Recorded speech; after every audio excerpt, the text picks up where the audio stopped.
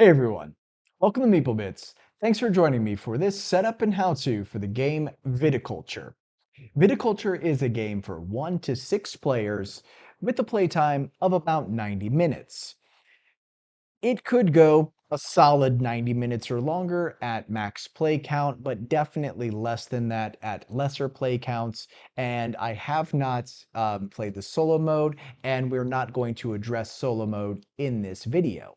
But join me as we go ahead and dive into viticulture, and take notice that I did do a little bit of 3D printing for the insert and some other things, so your copy might be a little bit different.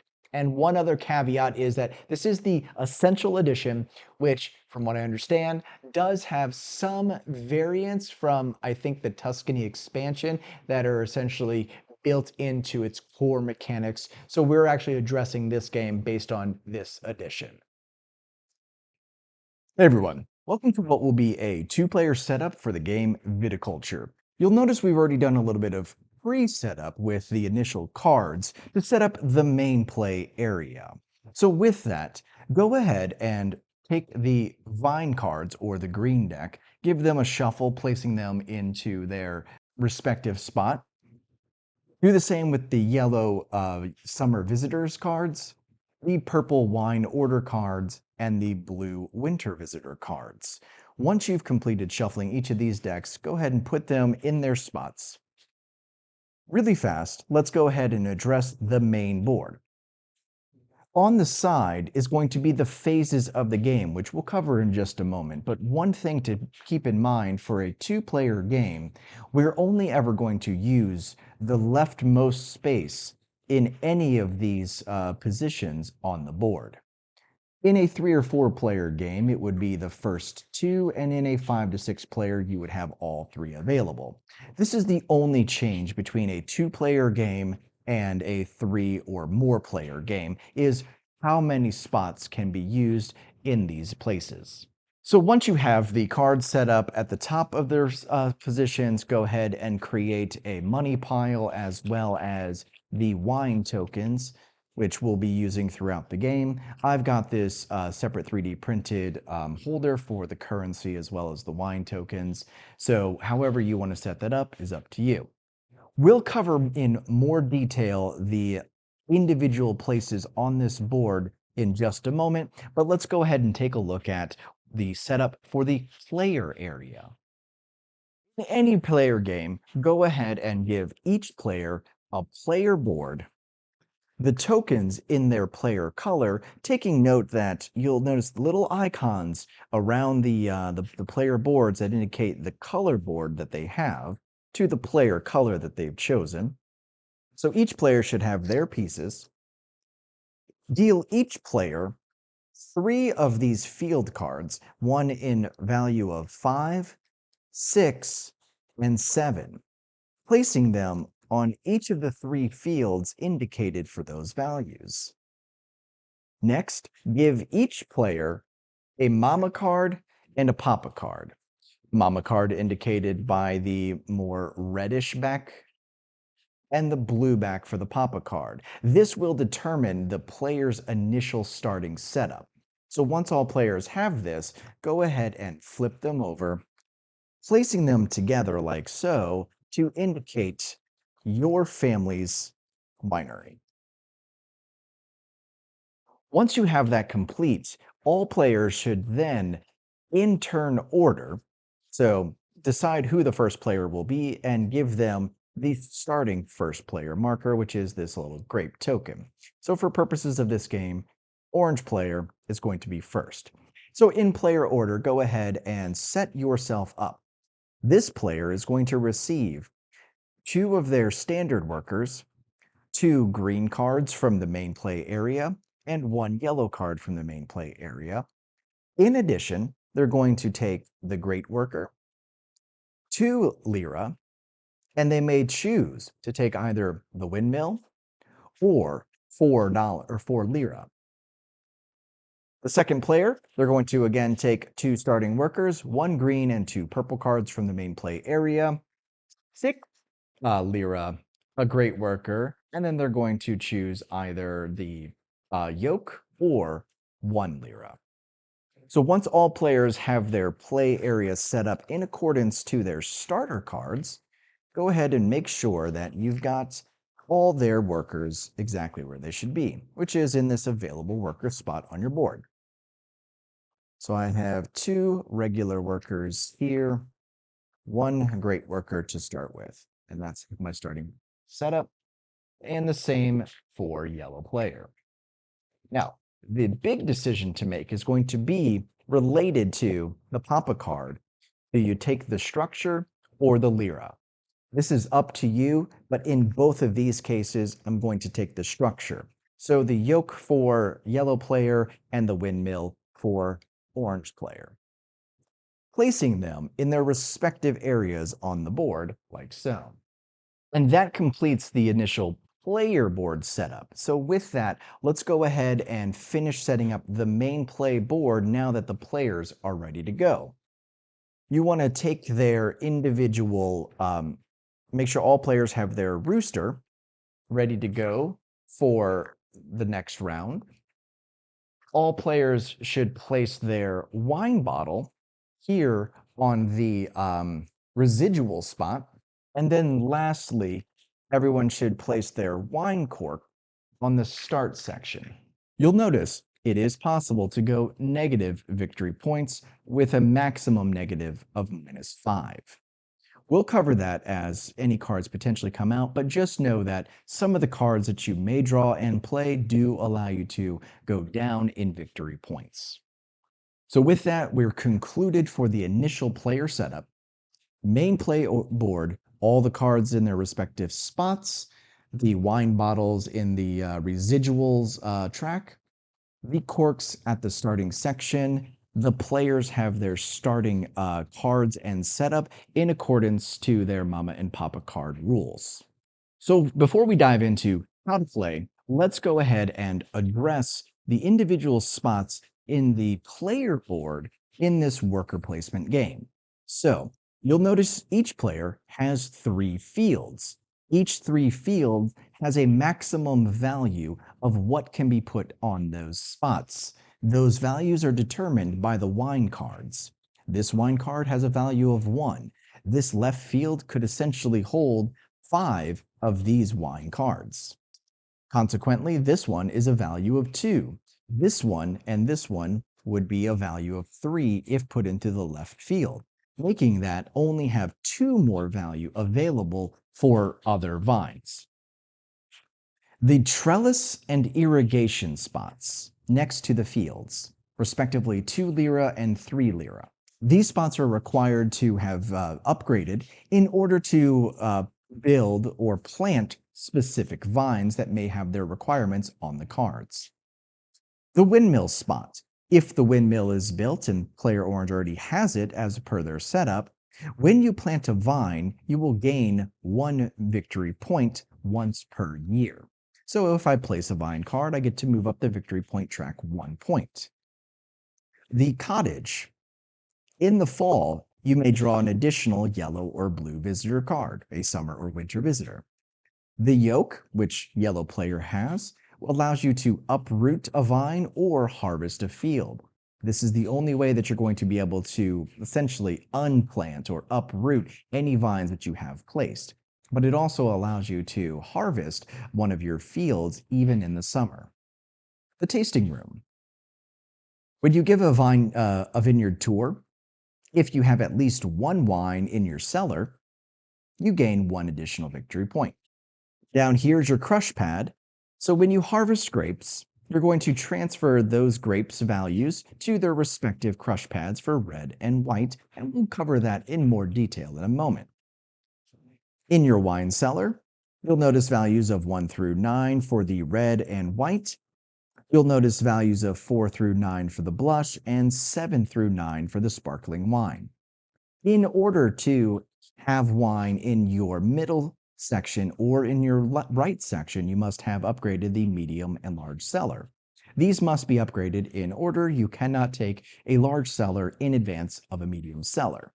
So with that, let's address the spots on the main play area. So before we address the individual spots on the main play board, let's go ahead and take a closer look at the individual cards that can potentially come out. Here are the vine cards. This is how you plant grapes onto your fields. This one, you'll notice, Chardonnay requires both the trellis and the irrigation to plant, as indicated in the upper left-hand corner. But it is a value for white. These come in both white and red. So some cards might actually have both. The Summer Visitor cards, or the yellow deck, allows you the opportunity to do things. This one, for example, allows me to draw one additional vine card and plant up to one vine, or plant one grape, or switch two plants on my fields. So these allow me to do sort of actions on my turn. The purple cards, or the order cards, is how we're going to essentially fulfill wine orders for patrons. This one, you'll notice, requires a value 5 red and is worth 2 victory points and 1 lira residual. So once this order is fulfilled, I'll gain 2 victory points on the track and move my wine bottle in +1 into the residual. And much like the summer visitors, the winter visitors operate in a similar capacity. This card allows me to lose 1 victory point to train a worker, or gain a victory point for each opponent who has 6 total workers. So that's what these cards will do. Additionally, on the right side of the board will be the phases of the game, which we'll cover in more detail, along with each player count and what you can use during your turn, which we covered at the start. In this two-player game, we may only ever use the left spot on any of these spaces, with the exception of the gain 1 lira down here, as indicated by no color, and it can be used in both seasons, and as many workers can go here as you'd like. So with that, let's tackle the board. On the left side is going to essentially dictate the turn order for that year. So while left player or orange player is first player, they will place their rooster first over here. But once that players have placed in turn order, this then determines whoever is up top will go first in the round. As an example, take this gray worker and also put him on the board. Sorry, I didn't do that earlier in setup, but a player that goes here in number 1 is guaranteed to go first in that year. If you go here, then you're going to draw a vine card as indicated here. If you go in the 3rd spot, you're going to draw a purple card. 4th spot, take 1 lira. 5th spot, draw a yellow or blue card. In the 6th spot, gain 1 victory point. And in the 7th spot, you're going to take this temporary seasonal worker, which allows you to have access to 1 more worker for that year. So starting on the left side of the board, which is the summer side of the board. So in your first round during the summer phase of the game, you're only going to be placing workers over here. In this top section, play 1 yellow card from your hand. So this allows a player that has a yellow card in their hand to play that card, keeping in mind that you cannot play a yellow card, or any card for that matter, unless you can meet its requirement. Additionally, in higher play counts, the middle spot in each of these locations do give a bonus. This one, for example, allows you to play an additional yellow card. In subsequent player counts, or in larger player counts, a player must take this action, but if they say go into the bonus spot, they do not necessarily have to take the bonus action in any of these spots. So it's a strategic block, if you will, to prevent maybe someone else from going there. But understand that if you do take a spot, you must complete its main action. Here on the next spot, we are allowed to draw 1 vine card into our hand. Here allows us to sell at least 1 grape from our crush pad, or buy and sell 1 entire field from our player board, paying us the value on the card as indicated, which is going to be 5, 6, or 7. Here you can give a tour to gain 2 lira. Down here allows you to build a structure into your player area, and here allows you to plant a vine into your field. So all of these allow us to do actions. And then down here, we can gain 1 lira. Understanding that we may only place workers here during this summer phase of the game, or of the year. Once that's complete, then we're going to move forward. And then on the right side, in the winter months, we're going to, here in this spot, draw a purple card or a wine order card, play a blue card if we go here, harvest one of our fields, which is pulling the grapes off of a field into our crush pad, make up to 2 wine tokens, so turning grapes from your crush pad into wine for your cellar, pay 4 lira to train a worker, which makes him available for the next year, fill a wine order, and then of course you can again go here to gain 1 victory or 1 lira. So that covers every spot here on the main play area. So with that, let's go ahead and dive in and understand how the game is played. The game is played out over an indeterminate number of rounds where the player who reaches 20 victory points will trigger the end of the game. Once a player has reached this point in the victory point track, they're going to then trigger the final year. So if this is reached in, say, the summer, you're going to play out the rest of the year until the year end, and then the player with the most victory points is the winner. If that were to happen in the winter, you would just finish out winter, do end game, and then the player with the most victory points wins. In each year, you're going to go through these phases as indicated: spring, summer, fall, winter, and year end. In the spring, that is where we're going to be placing our rooster in turn order. So the first player would place their rooster and then go around in counterclockwise order, placing their rooster where they want to either A, be for that year, or B, take whatever bonus might be available. Now comes the summer months. Here's where players, with their available workers, have opportunities to assign those workers jobs for the summer months. Keeping in mind that here at the start of the game, I only have 3 workers available to me, and I must balance these workers between both summer and winter, because a worker used in the summer months may not then be used in the winter months, because he is then done, he's worked his season, and he's taking the winter off. So if I place 1 worker, I have 2 available to use in the winter months. If I say place all 3 in the summer months, then I have no workers available to place in the winter months. So that's part of your strategy.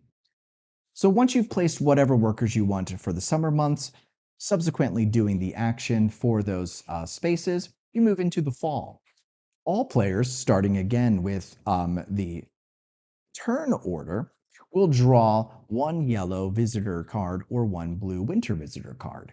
Once that is complete, you move into the winter months. Same thing as summer, you're going to one by one in player order according to this track, place your workers on the spots that you want to do those actions. Additionally, on your player board, if you have the yoke section, you may assign one of your workers on your player board instead of the main play board, and that can be done in summer or winter. So once all workers have been placed, then you reach the year end. Here's where we're going to then retrieve all the workers that we've assigned, including any temporary work or any workers that we may have purchased in this spot, and then we're going to return the temporary worker back to this track. We're going to then age the grapes on our player board, and I'll cut down in just a second. Collect any residual payments, so wherever you are on this track, up to a maximum of 5, you're going to collect those and bring them into your pool of money.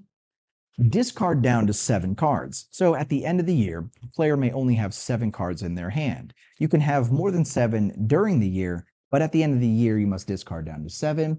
Then we're going to pass and rotate the first player marker. There's one thing missing here that I'm going to cover in just a second. So on the player board, as I mentioned, we're going to age our grapes. So as an example, let's assume this player, now they wouldn't be able to do this because they don't have a trellis, but let's assume they had this here on their field. And they then, as just a sort of cracker, go ahead and place a token on this to indicate that there are grapes available for harvest. You only ever need 2 tokens because let's say, for example, this field contained a red and a white wine. You only ever need up to 2 tokens on any given field because when you harvest that field. So if you take the harvest action, you're going to move grapes from up here, and this is a value 2 red, onto your crush pad down here. Now, because there's no marker up here, it indicates that this field has already been harvested, so it cannot be harvested again. But I do now have a value 2 grape on my crush pad. Then when I make a wine, I'm going to move the wine equal to its value from here to here. And I'll cover that in more detail in just a moment. So in the end of the year, we're going to age our grapes and age our wines. So this level 2 grape now becomes a level 3 grape on my crush pad.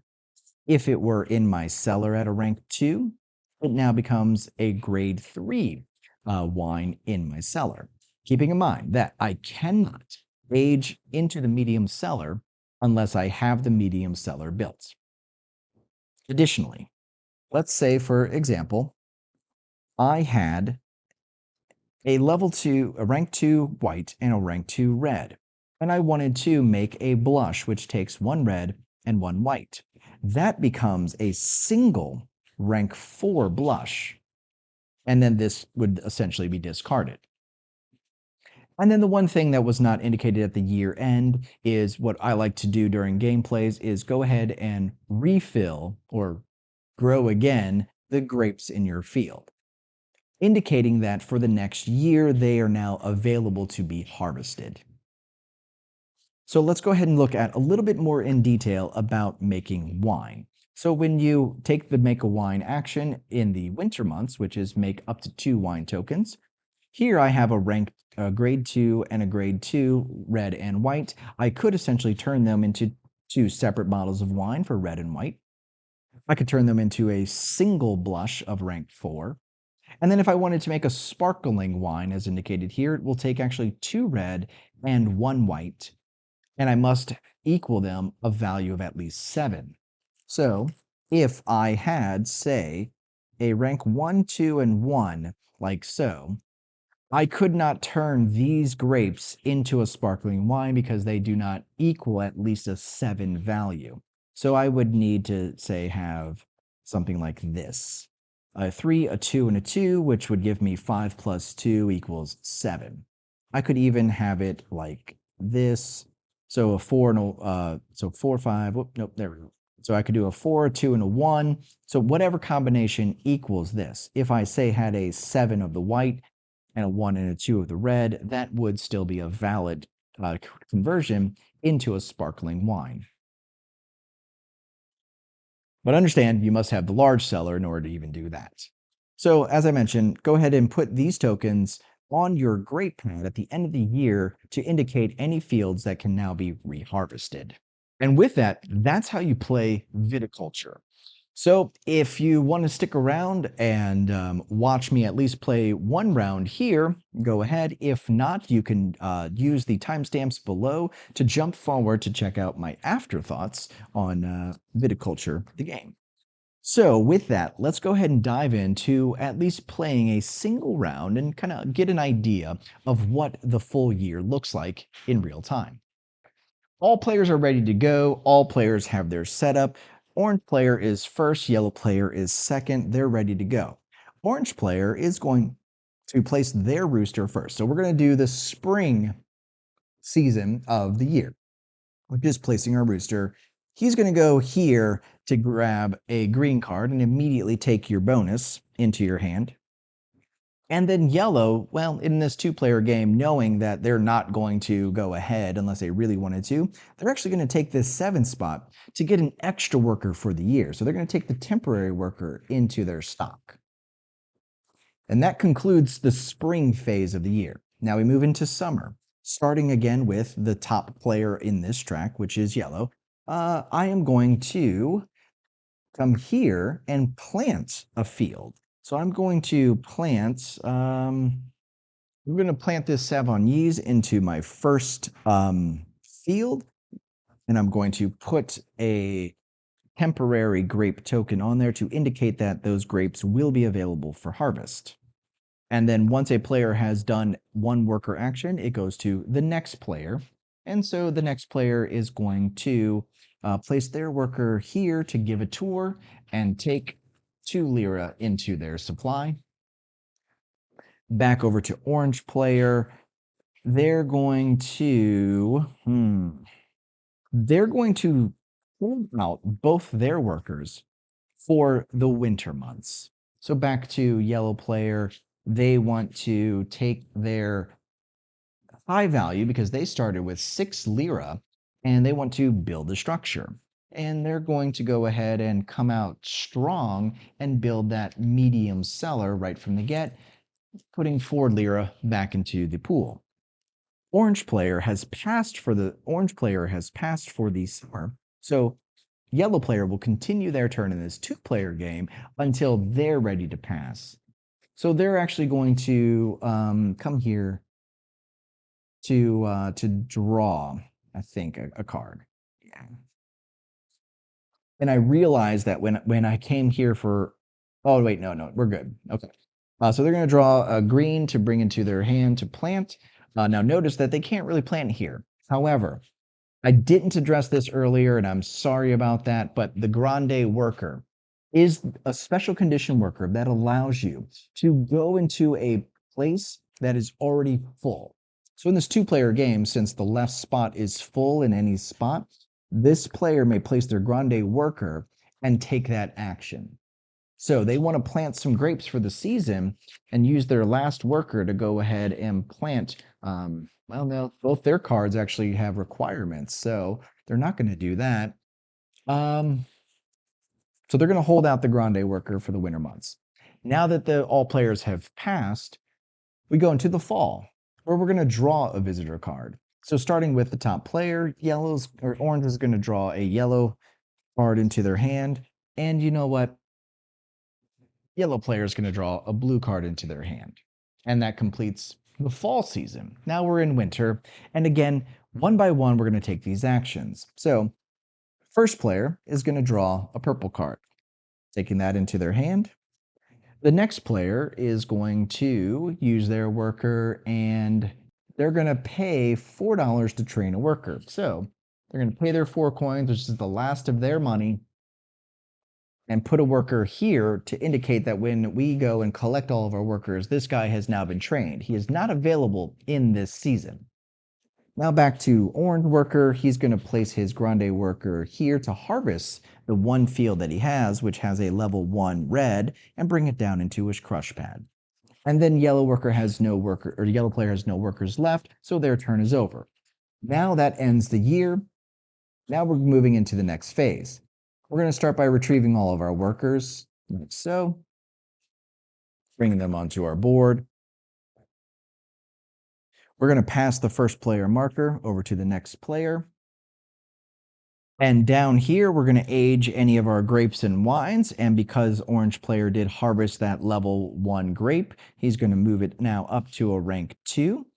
But what I forgot to do when I planted that is take my victory points as indicated by having the windmill. Make sure to keep those small nuances in mind while you're going through the game.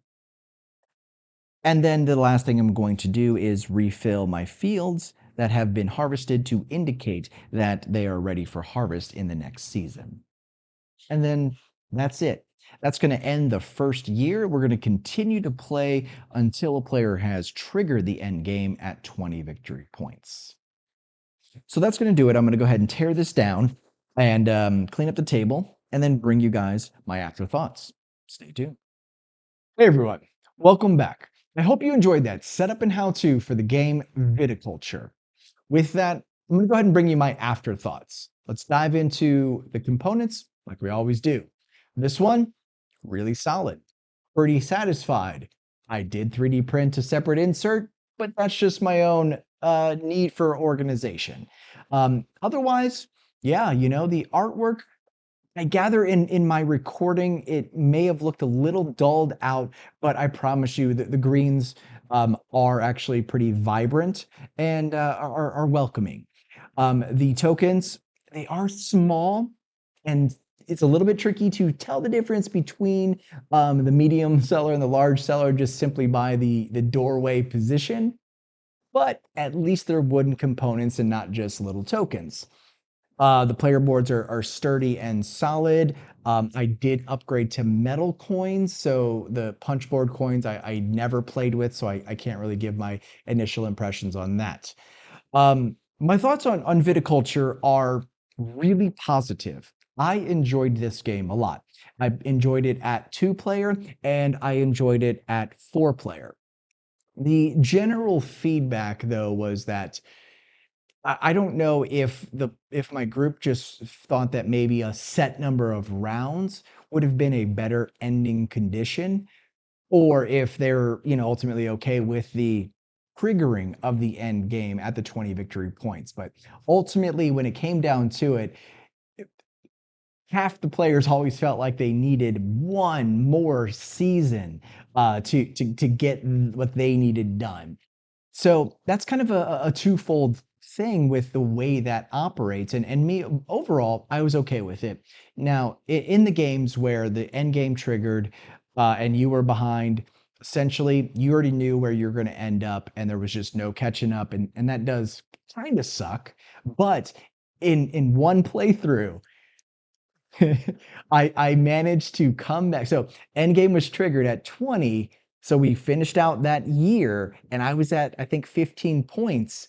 Managed to get 23 victory points in that final year. It was just a perfect storm of getting the right cards and being able to play them and get my workers in the right places. So it is still possible, but it's an outside chance. So generally, player that triggers the end game is most often going to be the victor. Now, that particular game did go down into a tiebreaker because they got 3 more victory points in that last year, and so we went to tiebreaker. But that that was actually really fun. So I liked the condition of triggering end game and not having, say, 10 seasons to and then boom, at the end of the game it's done. There's no hidden mechanics for victory points, so kind of what you see is what it is. So everyone's getting their victory points as you go.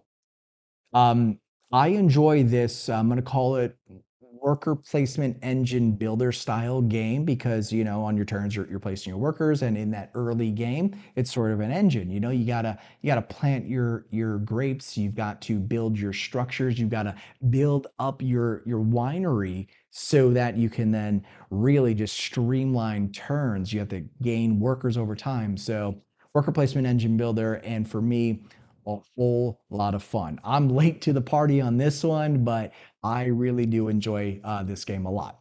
Why is Viticulture a game you may want to add into your collection? For the reasons I just explained. You like worker placement, you like engine builder. This one pairs them up really well. And it's a lot of fun at different play counts. And it has a solo mode for those that like solo mode. And it plays all the way up to 6 players if you've got the table space for it, for a lot of people to enjoy it. So a game that has that much sort of luck plus strategy as well as high play count, really exciting for me. Why is Viticulture game you may not want to add into your collection? Because you are annoyed that there's a strict triggering of endgame, and your entire plan would just be undone, and there's no mystery to who is likely going to win. That's about one of the only negative knocks that I have on this one. Um, yeah, I don't know. Maybe there's a way that they could have sped up the early game a little bit because getting things going, and then finally by the time you get your grapes aged to fill orders, it can feel like the game is nearing an end by the time you may get to a point to being able to fulfill some orders. But by and large, I've got more positives than the very few negatives. The only other, I guess, drawback that I would say is that when you're getting your initial deal, the mama and papa cards to determine your setup, it just seems a no-brainer. Take the structure instead of the money associated with the structure because the money is just worth the value of the structure. You're not getting anything extra for taking the money over the structure in that initial setup. And it saves you the need to create a turn to build the structure. So you're saving yourself a worker placement by taking that structure early on, and then it gives you that bonus to sort of, you know, morph your play style in that early game a little bit. Just by and large, it's almost no reason not to take the structure. There was a couple of cards though where the player didn't get a structure, and that one felt like it was almost a negative for that player, like a downside for them because they only got like maybe 1 or 2 victory points to start the game with instead of a structure. But again, not too much of a big deal for me. Just a comment some of my table mates did make.